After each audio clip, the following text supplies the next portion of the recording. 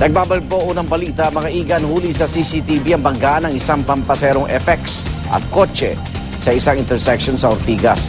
Swerte namang wala nasaktan sa aksidente. May live report sila Bajuver. Love.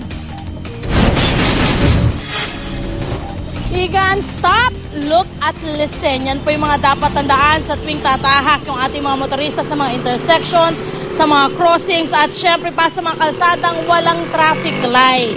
Eto nga, isang aksidente ang huli sa CCTV ng Pasig C3 nitong linggo lamang, ika-22 ng Hulyo sa crossing ng F. Ortigas Jr. Road at Sapphire Road sa lungsod ng Pasig, pasado alas 11 ng umaga. Makikita na galing sa kaliwa ang isang pampasaherong puting FX na tinatahak ang kahabaan ng Sapphire Road. Nang malapit na itong makatawid sa kabilang dulo ng Sapphire Road, biglang sumulpot ang isang kulay asul na kotse mula sa F. Ortigas Jr. Road na makikita sa bandang ibaba ng inyong TV screen.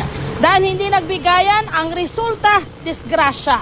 Sumalpok ang harapang bahagi ng kotse sa likurang bahagi ng puting FX. Walang naiulat na nasaktan. Nagtamo naman ang gasgas ang likurang bahagi ng puting FX. Agad dumating ang ilang traffic enforcers ng Pasig upang tumulong sa mga naaksidente.